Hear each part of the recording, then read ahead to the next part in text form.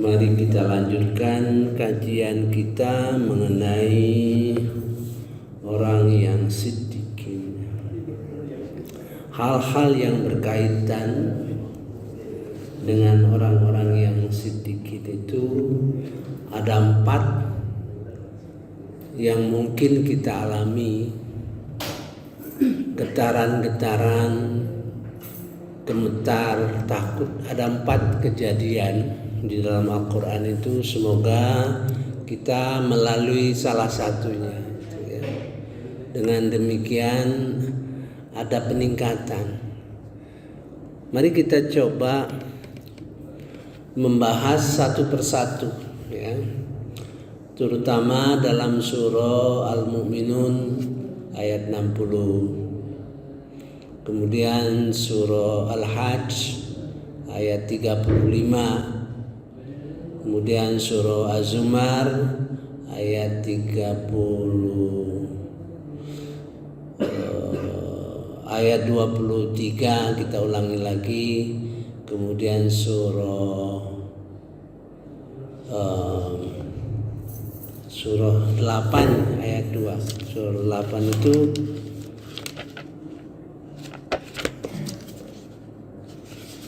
surah 8 ayat 2 kita sudah coba hari kemarin. Mari kita coba ayat surah Al-Anfal ayat 2. Mari kita mulai di ayat ke surah Al-Mu'minun ayat 60. Bergetar gitu, takut, ya. Mudah-mudahan rasa takut itu muncul di hati kita selama hidup kita ini, ya. A'udzubillahi minasyaitonirrajim. Bismillahirrahmanirrahim. Dan mereka yang memberikan apa yang mereka berikan, ya, segala macam lah, sedekah, sholat, dia baktikan semuanya itu, ya, dia baktikan, terutama harta kita, ya, dengan hati yang penuh rasa takut. Tuh, ngapa mereka takut gitu? Karena dia tahu bahwa sesungguhnya mereka akan kembali kepada Tuhannya. Kita akan berjumpa gitu. Ibarat seorang kepala kantor atau bos kita memerintahkan kita untuk menugaskan sesuatu, ya, menugaskan sesuatu kepada kita dan kita lapor. Tentu rasa apakah sudah dipenuhi atau tidak, gitu, ya. Nah, ini kesadaran ini mudah-mudahan muncul dalam hati kita, ya. Jangan saja selama hidup kita nggak pernah muncul perasaan seperti itu, gitu, ya. A'udzubillahi minasyaitonirrajim. Bismillahirrahmanirrahim. Walladzina yu'tuna ma atau, yaitu orang yang memberikan segala hal. Ma itu segala hal, ya, harta, ibadah, ya, sebagainya, macam-macam ibadah kita lakukan.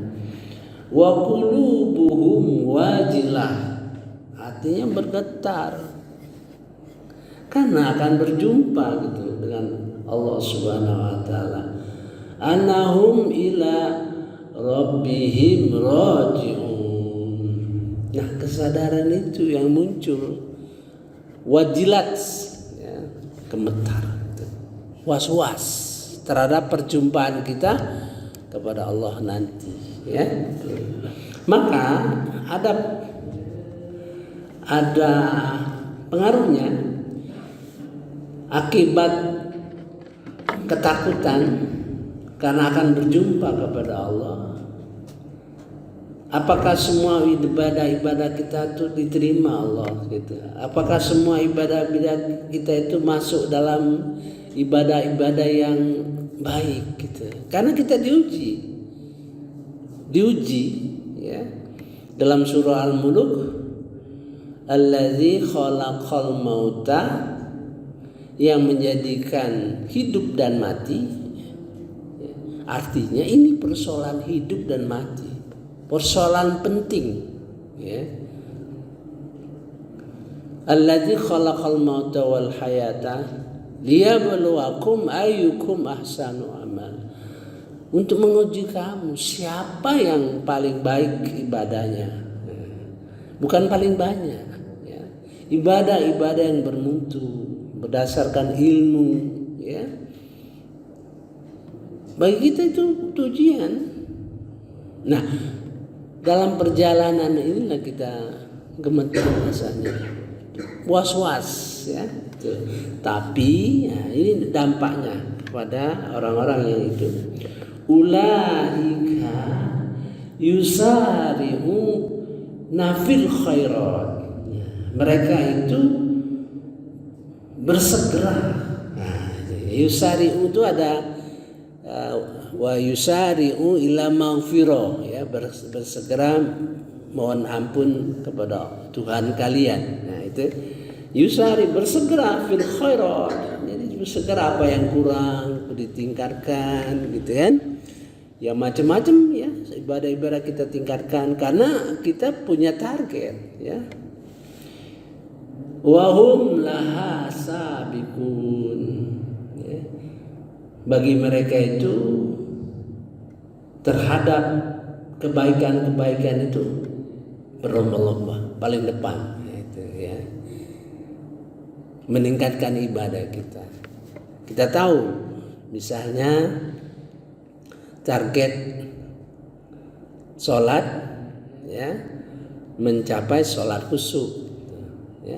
Jadi bertahun-tahun kita, ya, sholat ini bertahun-tahun, puluhan tahun malahan kita isi sedikit demi sedikit ilmunya, sehingga mudah-mudahan kita tercapai sholat khusyuk, ya kan.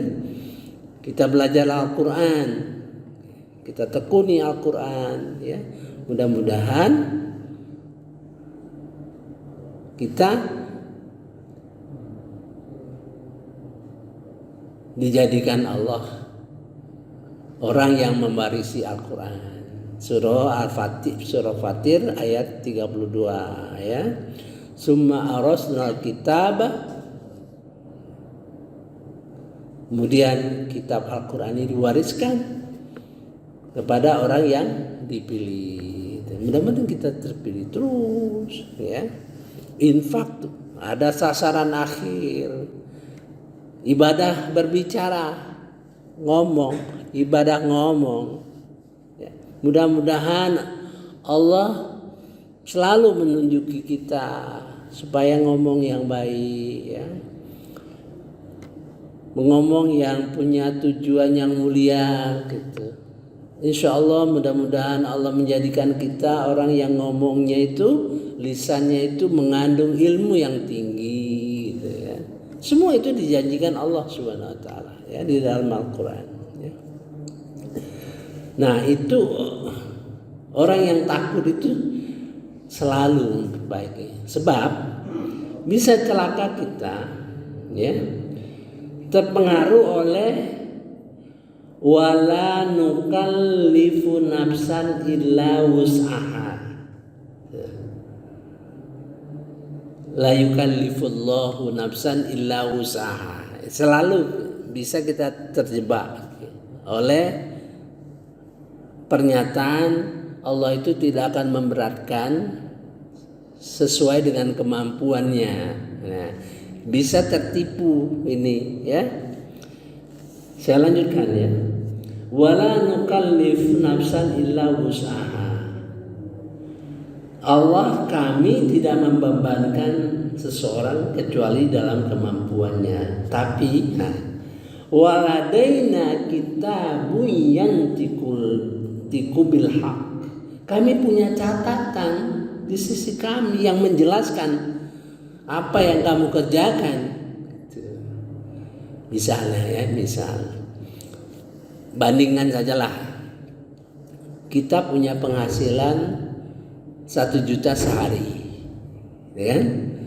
Kemudian ada orang punya penghasilan 100.000 per hari, gitu kan? Yang 1 juta itu katakan infak 2,5%, berarti 25.000, ya 25.000, ya. Infaknya 25.000, ya. Yang penghasilannya 100.000 itu infaknya 25.000, besar. Dia 25%, si yang penghasilannya besar. Terus dia bilang, itulah kemampuan kita. Awas itu. Allah punya catatan tuh.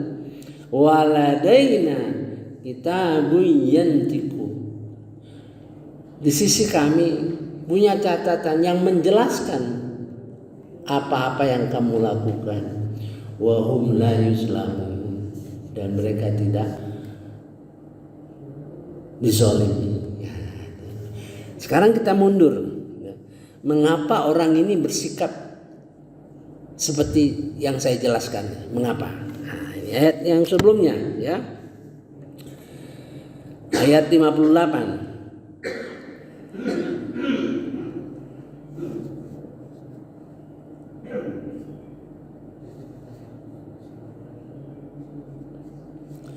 Innal ladzina hum min khasyati rabbihim musyfiqun.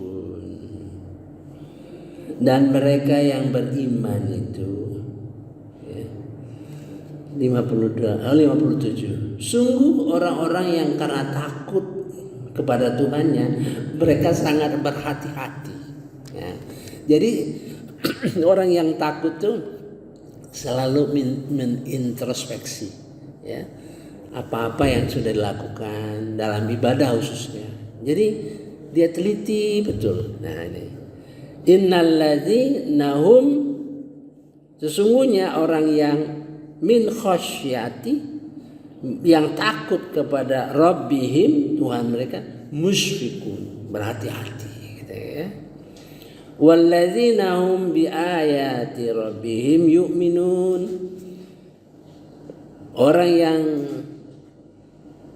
mereka yang yakin terhadap ayat-ayat Tuhan mereka, gitu. Tiap ayat itu diteliti, gitu. Diteliti apa maunya, gitu. Ya. Dia teliti jadi, ya. Walladzina hum rabbihim, dan orang-orang yang mereka ciptakan, ya, yang Tuhan ciptakan, la yusyriku, dan mereka tidak menyekutukan Allah Subhanahu wa taala, ya. Dia teliti, hati-hati, betul, ya. Nah, ini pesan satu, ya, menggetarkan hati kita. Nah, getaran ini harus kita lalui lah kapan-kapan. Ada empat. Nanti ini selesai yang getaran karena hati-hati, takut kita akan berjumpa dengan Allah Subhanahu wa taala. Jangan, ya. Sholat kita ini, ya, ditolak. Itu bagaimana sholat itu ditolak? Ya. Ada suatu hadis menceritakan nanti ibadah-ibadah kita itu, ya, dilemparkan ke muka kita. Nah, itu. Ya, mudah-mudahan hal ini bisa memotivasi kita untuk lebih menekuni, ya, mengenai sholat. Ya. Sholat khusyuk itu bisa dicapai dengan memahami Al-Quran. Ya. Berinfak itu akan mengalami pada posisi yang sangat tinggi dengan memahami Al-Quran. Al-Quran itu akan kita pahami sehingga insya Allah kita menjadi orang yang dipilih mewarisi Al-Quran itu melalui Al-Quran sendiri. Kita dijanjikan Allah ibadah mulut kita, ya. Janji itu ada dalam Quran sendiri. Nah, ya, saya kira dapatlah kita pahami bahwa memahami Al-Quran itu sangat-sangat penting ya, sehingga ibadah kita tuh terpimpin ya, hidup kita tuh terpimpin sesuai dengan zalikal kitabula la raiba fi hudal lil muttaqin ya. Inilah kitab yang tidak ada keraguan lagi, petunjuk bagi orang yang takwa. Itu kata Allah ya. Sekarang bagaimana kita bersikap?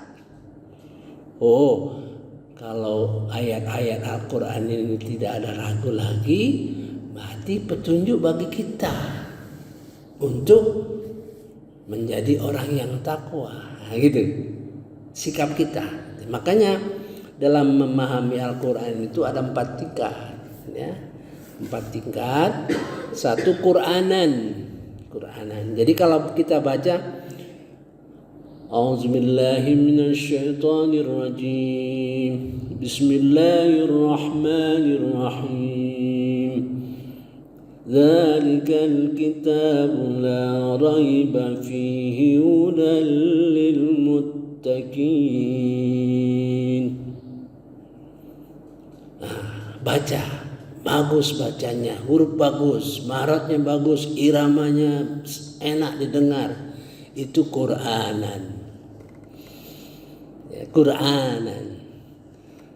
Kalau kita mulai mengerti zalik, oh itulah zalik kitab itulah yang mulia gitu. Tidak ada keraguan lagi, la raiba fihi hudal lil muttaqin. Itu namanya tilawatan. Tapi kalau kita berpikir ya, oh itu Allah yang mengatakan demikian, bagaimana ya sikap kita ini? Itu nuron ya. Sesuatu yang tidak terlihat ya, tidak terlihat di dalam ayat itu, tidak terlihat. Ayat itu mengatakan bahwa kitab ini, Al-Quran ini, tidak ada keraguan lagi, merupakan petunjuk bagi orang-orang yang muttaqin. Kalau kesadaran seperti itu, bagaimana kita ya? Ayat-ayat ini banyak. Bagaimana memahaminya supaya kita paham itu seluruh ayat itu merupakan petunjuk bagi orang yang takwa. Wah, banyak ini ya Allah, mudah-mudahan diberi petunjuk padaku. Itu nuron. Nur, sesuatu yang kita peroleh yang tadinya gelap. Nuron itu gelap ya, seperti kita nih di masjid ini gelap. Bapak tidak bisa melihat saya tidak bisa melihat bapak-bapak sekalian. Nah, kondisi itu kondisi yang gelap.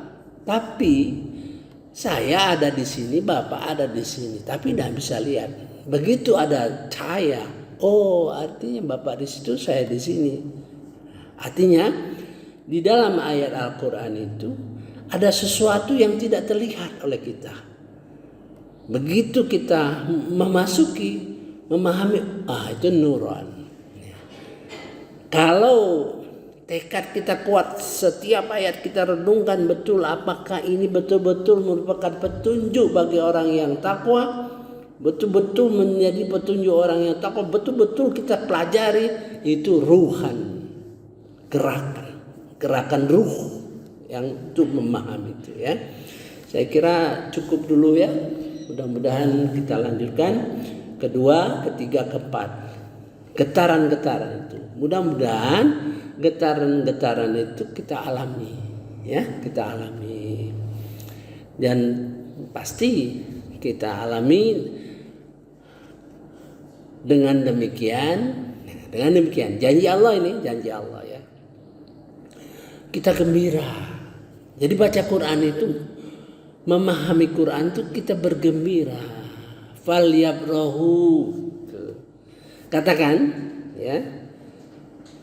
Katakan perintah Nabi Muhammad kepada dia untuk mengatakan, untuk menjelaskan, bi fadlillah, dengan kurnia Tuhan, wa bi rahmatihi, dengan rahmatnya bergembira falyafrahu. Nah, dengan Quran itu bergembiralah, ya.